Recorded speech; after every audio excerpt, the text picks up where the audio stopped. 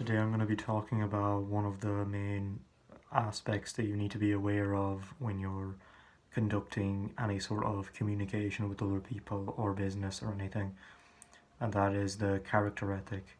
So you can read about it in the Seven Habits of Highly Effective People by Stephen Covey.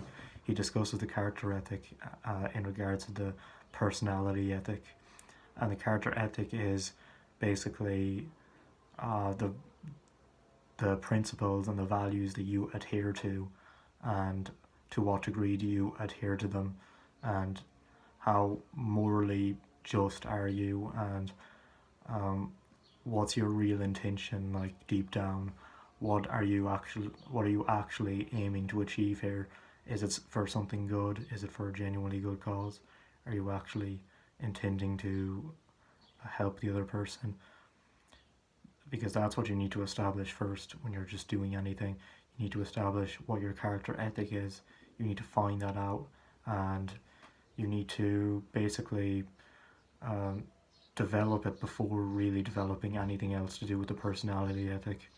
And what I'll do now is I'll tell you the personality ethic, and that's pretty much your skills in interaction, your communication skills, your ability to network and present yourself in a good manner.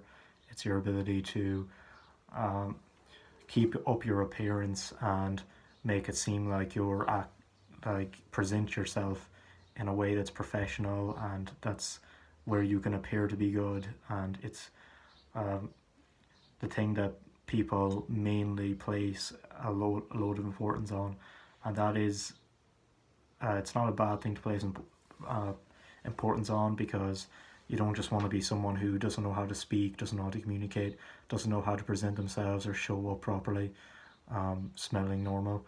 So you need to be able to do that, but the character ethic is something that people abandon a lot more. Both of these are important, but the character ethic is much more in demand and it's needed a lot more. You need to actually have a good reason deep down for doing things. You can't just be someone who's more concerned with looking to be doing something good than actually doing something good. The latter should always come first. It should always be actually doing something of value, doing something that you know is in line with your principles and in line with your values. Because if you just skip that step, like a lot of people do, and then go straight on to the personality ethic, then you know how to talk your way into situations, but you can't walk the walk. You can't really justify your lofty ethics and your happy slogans when you're not actually living up to that in the day-to-day. So you should really try to incorporate the character ethic first into your life and in your work as well.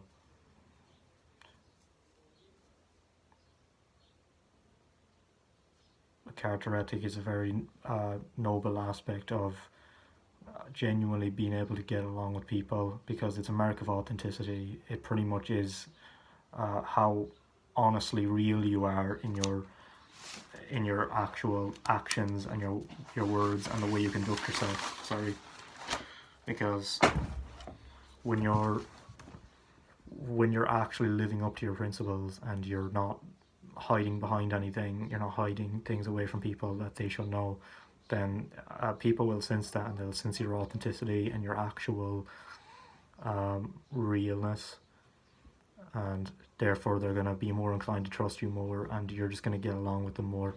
If you skip the character ethic part, it's just going to be a complete barren wasteland of relationships ahead. You're just not going to you're not going to get by very well. You need to genuinely intend well for other people in some way. You might not have the capacity to do that, but you probably should if you're willing to improve your personality ethic. The good thing is you can start with the character ethic right away. It's easier than the personality ethic, because the personality ethic actually requires you to talk to people, probably on the telephone, your ability to write letters professionally, your ability to articulate your words in an informed manner, and your ability to professionally navigate your way through situations and actually, let's say, get that contract or sign this customer or advertise a sale properly to a bidding client. I don't know, but those are the personality ethic things. They're harder to do than the character ethic. Yep, people place more importance on them probably because they are harder. I do notice that there is kind of a near one-to-one correspondence between how difficult something is and how much importance people place on it. If you place more on the character ethic at first, even if you only have the character ethic, not the personality ethic, it's not dependent on it, so you'll still get by kind of okay. Um, you'll have 60, 70, even 80% of the work done, but the personality ethic itself is dependent on the character ethic. You can't just have the personality ethic, it doesn't make up that much.